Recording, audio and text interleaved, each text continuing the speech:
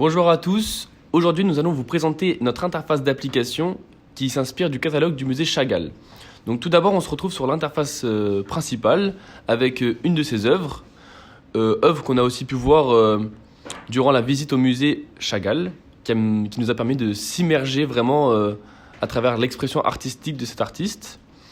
Voilà, donc là on se retrouve avec le titre du chapitre 1. Si on clique sur le chapitre 1, on se retrouve directement en haut. Voilà, donc c'est une encre qui permet directement d'y accéder.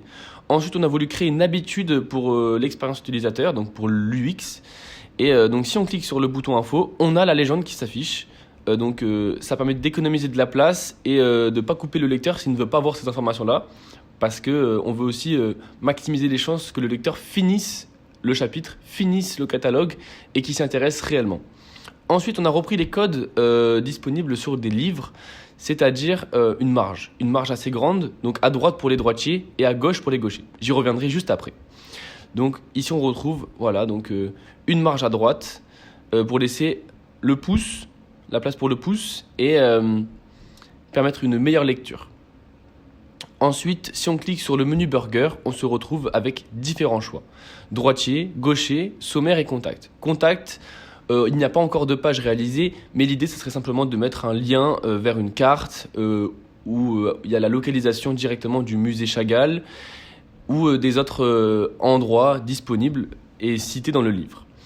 Et aussi un numéro afin que les personnes non intéressées par la lecture puissent directement contacter et visiter le musée. Ensuite, on a le sommaire. Voilà, donc il est disposé de cette manière-là. Chaque chapitre est divisé par un petit filet de séparation assez fin et noir. C'est important parce qu'on va le retrouver aussi durant notre lecture. Si on retourne sur le menu, qu'on descend au chapitre 1, et par la suite qu'on descend jusqu'au chapitre 2 par exemple, et ben on voit que là, il y a un filet de séparation. On voit aussi que les images ont toutes le même code, hein, donc toujours la légende qui s'affiche. Voilà. Et en fait là, ça annonce un nouveau chapitre.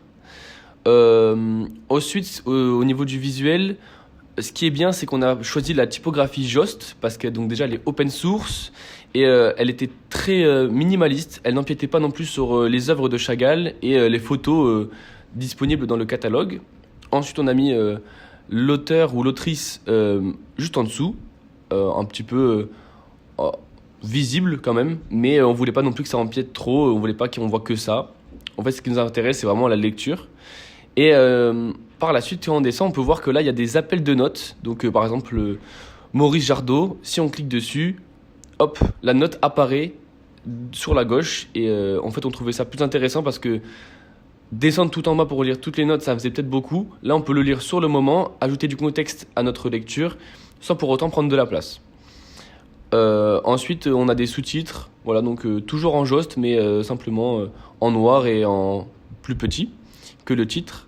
Voilà, donc ça sépare vraiment les parties. Et on trouvait aussi la typographie Inria Serif intéressante parce qu'elle avait un espace sur la ligne qui était, on va dire, plus intéressant. Elle prenait moins de place que la Jost. Si on mettait la même phrase en Jost, elle prenait beaucoup plus de place sur la ligne. Donc ça faisait beaucoup plus de mots, enfin moins de mots par ligne et beaucoup plus, quelque chose une lecture plus saccadée pour le lecteur, pour l'utilisateur. Voilà. Et ensuite, quand on descendra tout en bas, on peut apercevoir tout simplement le colophon avec les informations comme les personnes qui ont réalisé le projet, les typographies et la formation dans laquelle nous faisons partie. Ensuite, on a l'interface gaucher, donc la même chose, mais pour les gauchers. Donc on a la marge à gauche, ce qui ne fera aucun jaloux, du moins on l'espère. Hop, comme ceci.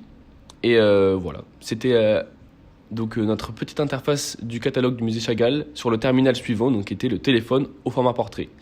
Je vous souhaite une très bonne journée et à la prochaine pour une prochaine vidéo.